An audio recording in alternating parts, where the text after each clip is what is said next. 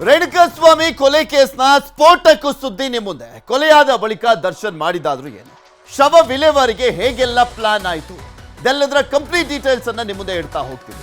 ಏನೇನಾಯ್ತು ಹಾಗಾದ್ರೆ ಅವತ್ತು, ಬಿಕಾಸ್ ಇಲ್ಲಿ ಪ್ರಮುಖವಾಗಿ ನಾವು ನೋಡೋದಾದ್ರೆ ದರ್ಶನ್ ಏನವತ್ತು ಈ ಒಂದು ಪ್ರಕರಣದಲ್ಲಿ ಇದ್ರು ಸ್ಥಳದಲ್ಲಿ, ಆ ಸಂದರ್ಭದಲ್ಲಿ ಕೊಲೆ ಆದ್ಮೇಲೆ ಏನೇನೆಲ್ಲ ಆಯಿತು, ಯಾರಿಗೆ ಯಾವ ರೀತಿಯಾಗಿ ಸೆಟ್ಲ್ ಮಾಡಲಿಕ್ಕೆ ಮುಂದಾಗಲಾಗಿತ್ತು, ಇದೆಲ್ಲದ್ರ ಬಗ್ಗೆ ಇನ್ನಷ್ಟು ಇಂಟ್ರೆಸ್ಟಿಂಗ್ ವಿಚಾರಗಳು ಸಿಗ್ತಾ ಇರುವಂಥದ್ದು. ಅದರ ಎಕ್ಸ್ಕ್ಲೂಸಿವ್ ಆದಂಥ ಮಾಹಿತಿ ನಿಮ್ಮ ಮುಂದೆ ಇಡ್ತಾ ಹೋಗ್ತದೆ.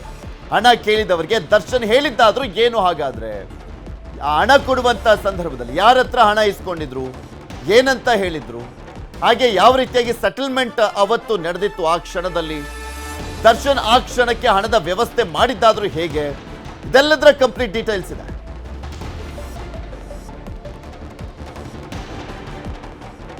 ನ್ಯೂಸ್ 18ನಲ್ಲಿ ಬಿಗ್ ಎಕ್ಸ್ಕ್ಲೂಸಿವ್ ಆದಂತ ಸುದ್ದಿಯನ್ನ ನಿಮ್ಮ ಮುಂದೆ ಇಡ್ತಾ ಇದ್ದೀವಿ.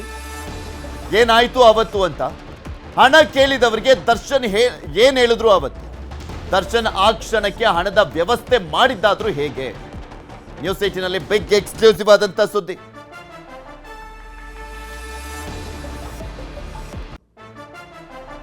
ಹಣ ಕೇಳಿದವರಿಗೆ ದರ್ಶನ್ ಏನ್ ಹೇಳಿದ್ರು ಅವತ್ತು ಅನ್ನುವಂಥದ್ದನ್ನ ನೋಡ್ತಾ ಹೋದಾದ್ರೆ, ದರ್ಶನ್ ಆ ಸಂದರ್ಭದಲ್ಲಿ ಏನ್ ಮಾತನಾಡಿದ್ರು, ಹಾಗಾದ್ರೆ ಆ ಕ್ಷಣಕ್ಕೆ ಯಾರ ಹತ್ರ ಅವರು ಹಣವನ್ನ ಇಸ್ಕೊಂಡಿದ್ರು, ದರ್ಶನ್ ಆ ಕ್ಷಣಕ್ಕೆ ಹಣದ ವ್ಯವಸ್ಥೆ ಮಾಡಿದ್ದಾದ್ರೂ ಹೇಗೆ, ನ್ಯೂಸ್ 18ನಲ್ಲಿ ಬಿಗ್ ಎಕ್ಸ್ಕ್ಲೂಸಿವ್ ಸುದ್ದಿಯನ್ನ ನಿಮ್ಮ ಮುಂದೆ ಇಡ್ತಾ ಹೋಗ್ತೀವಿ.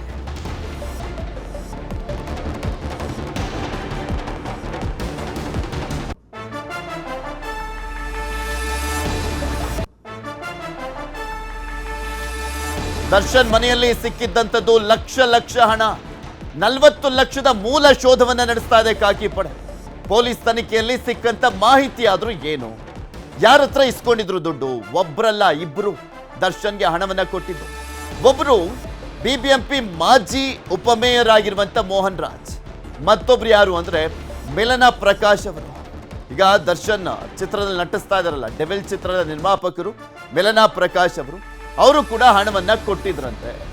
ಇಬ್ಬರನ್ನು ಕೂಡ ವಿಚಾರಣೆ ಮಾಡಿದ್ದಾರೆ ಪೊಲೀಸರು, ಇಬ್ಬರನ್ನು ಕೂಡ ಸಾಕ್ಷ್ಯವಾಗಿ ಪರಿಗಣಿಸಿರುವಂಥದ್ದು ಪೊಲೀಸರು.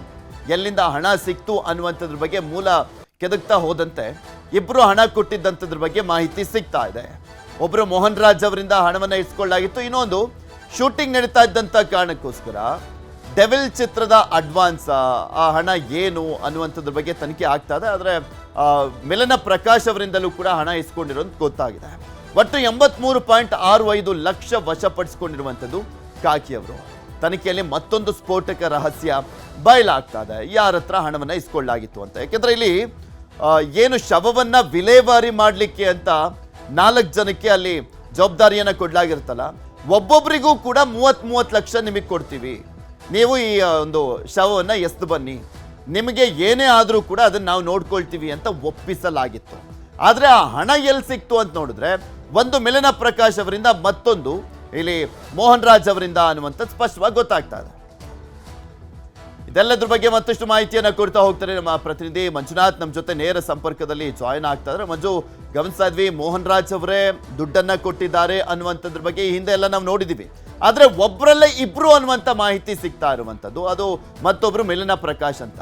ಯಾರು ಎಷ್ಟು ಕೊಟ್ಟಿದ್ರಂತೆ, ಯಾವ ರೀತಿಯಾಗಿ ಈ ಒಂದು ವಿಚಾರಕ್ಕೆ ಸಂಬಂಧಪಟ್ಟಂತೆ ಇನ್ವೆಸ್ಟಿಗೇಷನ್ ನಡೀತು, ಇವರಿಬ್ಬರನ್ನು ಕೂಡ ವಿಚಾರಣೆ ಮಾಡಿದಂಥ ಸಂದರ್ಭದಲ್ಲಿ ಏನ್ ಹೇಳಿದ್ರಂತೆ, ಇದು ಯಾವ ರೀತಿಯಾಗಿ ಕಂಟಕವಾಗಿ ಪರಿಣಮಿಸಬಹುದು?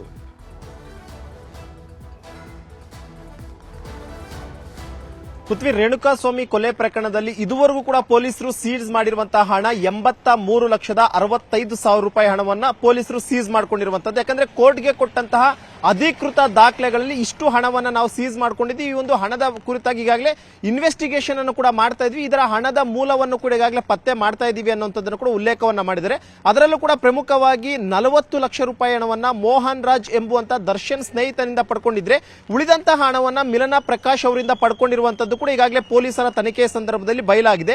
ಇದೇ ಒಂದು ಕಾರಣಕ್ಕೋಸ್ಕರ ಮೋಹನ್ ರಾಜ್ ಮತ್ತು ಮಿಲನ ಪ್ರಕಾಶ್ ಇಬ್ಬರನ್ನು ಕೂಡ ಅಷ್ಟೇ ಈಗಾಗಲೇ ಪೊಲೀಸರು ಕರೆಸಿ ಅವರಿಂದ ಸ್ಟೇಟ್ಮೆಂಟ್ ಅನ್ನು ಕೂಡ ದಾಖಲು ಮಾಡಿಕೊಂಡಿದ್ದಾರೆ. ಅದರಲ್ಲೂ ಕೂಡ ಅಷ್ಟೇ ರೇಣುಕಾಸ್ವಾಮಿ ಕೊಲೆಯಾದಂತಹ ಬಳಿಕ ಪಡೆದಿರುವಂತಹ ಹಣ ಅನ್ನುವಂಥದ್ದು ಕೂಡ ಈಗಾಗಲೇ ತನಿಖೆ ಸಂದರ್ಭದಲ್ಲಿ ಬಯಲಾಗಿರುವಂತದ್ದು. ಅಂದ್ರೆ ಸಾಕ್ಷಿಗಳನ್ನ ನಾಶ ಮಾಡುವಂತಹ ನಿಟ್ಟಿನಲ್ಲಿ ದರ್ಶನ್ ಅವರು ಖುದ್ದಾಗಿ ಇಬ್ಬರಿಂದಲೂ ಕೂಡ ಅಷ್ಟೇ ಸುಮಾರು 70 ಲಕ್ಷ ಹಣವನ್ನ ಪಡ್ಕೊಂಡಿದ್ದಾರೆ ಅನ್ನುವಂಥದ್ದು ಕೂಡ ಈಗಾಗಲೇ ತನಿಖೆಯ ಸಂದರ್ಭದಲ್ಲಿ ಬಯಲಾಗಿದೆ. ಇದೇ ಒಂದು ಕಾರಣಕ್ಕೋಸ್ಕರ ಇಬ್ಬರನ್ನು ಕೂಡ ಅಷ್ಟೇ ಈ ಒಂದು ಪ್ರಕರಣದಲ್ಲಿ ಪ್ರಮುಖವಾದಂತಹ ಸಾಕ್ಷ್ಯಗಳು ಅಂತ ಕನ್ಸಿಡರ್ ಮಾಡ್ಕೊಂಡಿದ್ರೆ ಅವರಿಬ್ಬರನ್ನು ಕೂಡ 164 ಅಡಿಯಲ್ಲಿ ಈಗಾಗಲೇ ನ್ಯಾಯಾಧೀಶರ ಮುಂದೆ ವಿಡಿಯೋ ಹೇಳಿಕೆಗಳನ್ನು ಕೂಡ ದಾಖಲು ಮಾಡಿಕೊಳ್ಳಲು ಪೊಲೀಸರು ಸಿದ್ಧತೆಗಳನ್ನು ಕೂಡ ಮಾಡ್ಕೊಂತಿದ್ರು. ಯಾಕಂದ್ರೆ ಪೊಲೀಸರು ನೋಟಿಸ್ ಅನ್ನ ಕೊಟ್ಟು ವಿಚಾರಣೆ ಮಾಡಿದಂತಹ ಸಂದರ್ಭದಲ್ಲಿ ಮೋಹನ್ ರಾಜ್ ಕೂಡ ಅಷ್ಟೇ ದರ್ಶನ್ 40 ಲಕ್ಷ ಹಣ ಕೇಳಿದ್ರು, ಆ ಒಂದು ಕಾರಣಕ್ಕೋಸ್ಕರ ಕೊಟ್ಟೆ ಅಂತ ಈಗಾಗಲೇ ಸ್ಟೇಟ್ಮೆಂಟ್ ಅನ್ನು ಕೊಟ್ಟಿದ್ದಾರೆ. ಮತ್ತೊಂದು ಕಡೆ ಮಿಲನಾ ಪ್ರಕಾಶ್ ಅವರು ಕೂಡ ಅಷ್ಟೇ ನಟ ದರ್ಶನ್ ಅವರು ಡೆವಿಲ್ ಚಿತ್ರದಲ್ಲಿ ಚಿತ್ರೀಕರಣದಲ್ಲಿ ಹೀರೋ ಆಗಿದ್ದಾರೆ, ಆ ಒಂದು ಕಾರಣಕ್ಕೋಸ್ಕರ ಅಡ್ವಾನ್ಸ್ ರೂಪದಲ್ಲಿ ನಾನು ಹಣವನ್ನು ಕೊಟ್ಟಿದ್ದೇನೆ ಹೊರತು ರೇಣುಕಾ ಸ್ವಾಮಿಯ ಕೊಲೆಗೂ ಈ ಒಂದು ಹಣಕ್ಕೂ ಸಂಬಂಧ ಇಲ್ಲ. ಯಾಕಂದ್ರೆ ನಾನು ಕೊಡಬೇಕಾಗಿದ್ದಂತಹ ಹಣದಲ್ಲಿ ಅವರೊಂದಷ್ಟು ಹಣ ಎಮರ್ಜೆನ್ಸಿ ಬೇಕು ಅಂತ ಹೇಳಿದ್ರು, ಆ ಒಂದು ಕಾರಣಕ್ಕೋಸ್ಕರ ಹಣವನ್ನ ಕೊಟ್ಟಿದ್ದೀನಿ ಅನ್ನುವಂಥ ಒಂದು ಸ್ಟೇಟ್ಮೆಂಟ್ ಅನ್ನು ಕೊಟ್ಟಿದ್ದಾರೆ. ಅಂದ್ರೆ ಪ್ರಮುಖವಾಗಿ ಈ ಒಂದು ಕೊಲೆ ಆದಂತಹ ಬಳಿಕ ಸಾಕ್ಷಿಗಳನ್ನ ನಾಶ ಮಾಡುವಂತ ನಿಟ್ಟಿನಲ್ಲಿ ದರ್ಶನ್ ಹಣವನ್ನ ಕಲೆಕ್ಟ್ ಮಾಡ್ತಾ ಇದ್ರು. ಅಂದ್ರೆ ಇಮಿಡಿಯೇಟ್ ಆಗಿ 40 ಲಕ್ಷ ಒಬ್ಬರ ಹತ್ರ, 30 ಲಕ್ಷ ಒಬ್ಬರ ಹತ್ರ ಹಣವನ್ನ ಕಲೆಕ್ಟ್ ಮಾಡಿಕೊಂಡು ಅದರ ಮುಖಾಂತರ ಒಬ್ಬೊಬ್ಬರಿಗೆ 5-5 ಲಕ್ಷ ಹಂಚುವಂತದ್ದು ಈ ರೀತಿಯಂತಹ ಕೆಲಸಗಳಾಗಿತ್ತು.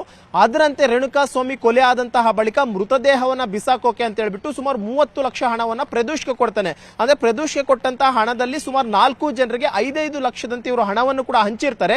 ಇದಾದಂತಹ ಬಳಿಕ ಉಳಿದಂತಹ ಹಣವನ್ನ ತನ್ನ ಬಳಿಯೇ ಪ್ರದೋಷ್ ಇಟ್ಕೊಂಡಿರ್ತಾನೆ. ಇನ್ನು ದರ್ಶನ್ ಕೂಡ ಅಷ್ಟೇ ಮೋಹನ್ ರಾಜ್ರಿಂದ ಕಲೆಕ್ಟ್ ಮಾಡಿದಂತಹ 40 ಲಕ್ಷ ಹಣವನ್ನು ಅವರು ಕೂಡ ಅಷ್ಟೇ ತನ್ನ ಮನೆಗೆ ಕರೆಸ್ಕೊಂಡು ಮನೆಯಲ್ಲಿ ಇಟ್ಕೊಂಡಿರ್ತಾರೆ. ಆದ್ರೆ ಈ ಒಂದು ಟೈಮ್ ನಲ್ಲಿ ಆರೋಪಿಗಳು ಸಿಗ್ತಾರೆ. ಆರೋಪಿಗಳು ಸಿಕ್ಕಂತ ಬಳಿಕ ದರ್ಶನ್ ಹೆಸರು ಹೊರಗಡೆ ಬರುತ್ತೆ. ಯಾವಾಗ ದರ್ಶನ್ ಹೆಸರು ಹೊರಗಡೆ ಬರುತ್ತೋ ಇಮಿಡಿಯೇಟ್ ಆಗಿ ಪೊಲೀಸರು ಕಾರ್ಯಾಚರಣೆ ಮಾಡಿ ಹಣವನ್ನು ಈಗಾಗಲೇ ಸೀಸ್ ಮಾಡ್ಕೊಂಡಿದ್ದಾರೆ. ಇದುವರೆಗೂ ಕೂಡ ಅಷ್ಟೇ ರೇಣುಕಾ ಸ್ವಾಮಿ ಕೊಲೆ ಪ್ರಕರಣದಲ್ಲಿ ಒಟ್ಟು 83,65,000 ರೂಪಾಯಿ ಹಣವನ್ನು ಸೀಸ್ ಮಾಡಿಕೊಂಡಿದ್ದು, ಈಗ ಹಣದ ಮೂಲವನ್ನ ಪತ್ತೆ ಮಾಡ್ತಾರೆ. ಹಣದ ಮೂಲ ಅಂದ್ರೆ ಈಗಾಗಲೇ ಹಣವನ್ನ ನಾವು ಕೊಟ್ಟಿದ್ದೀವಿ ಅಂತ ಹೇಳಿದ್ರೆ ಅಂದ್ರೆ ಕೊಟ್ಟಂತಹ ವ್ಯಕ್ತಿಗಳಿಗೆ ಕೊಲೆಯಾದಂತಹ ವಿಚಾರ ಗೊತ್ತಾಗಿತ್ತಾ ಅಥವಾ ಬೇರೆ ಇನ್ನೇನ್ ರೀಸನ್ಸ್ ಹೇಳಿ ದರ್ಶನ್ ಹಣವನ್ನ ಇಸ್ಕೊಂಡಿದ್ರು ಅನ್ನುವಂಥದ್ರ ಬಗ್ಗೆ ಒಂದು ರೀತಿ ಕ್ರಾಸ್ ಚೆಕ್ ಮಾಡ್ತಿದ್ದಾರೆ. ಈ ಒಂದು ನಿಟ್ಟಿನಲ್ಲಿ ಹಣ ಕೊಟ್ಟಂತವರು ದರ್ಶನ್ ಇಮಿಡಿಯೇಟ್ ಆಗಿ ಅರ್ಜೆಂಟ್ ಹಣ ಇದೆ ಅಂತ ಕೇಳಿದ್ರೆ ಆ ಒಂದು ಕಾರಣಕ್ಕೋಸ್ಕರ ಹಣದ ವಿಚಾರಕ್ಕೆ ಸಂಬಂಧಪಟ್ಟಂತೆ ಅಂದ್ರೆ 83 ಲಕ್ಷ ಹಣ ಟೋಟಲಿ ರಿಕವರ್ ಮಾಡಲಾಗಿದ್ದಂತದ್ದಲ್ಲ. ಸೊ ಹೀಗಾಗಿ ಇದನ್ನ IT ರೆಫರ್ ಕೂಡ ಮಾಡಲಾಗಿತ್ತು ಅಂತಾನೂ ಕೂಡ ಹೇಳಲಾಗ್ತಾ ಇತ್ತು ಆ ಸಂದರ್ಭದಲ್ಲಿ. ಸೊ IT ಅವರು ಏನಾದರೂ ಇದ್ರ ಬಗ್ಗೆ ಏನಾದರೂ ತನಿಖೆ ಮಾಡ್ಬೋದಾ? ಅವರು ಕೂಡ ಇವ್ರನ್ನ ಏನಾದರೂ ವಿಚಾರಣೆ ಮಾಡುವಂತ ಸಾಧ್ಯತೆ ಇರುತ್ತಾ?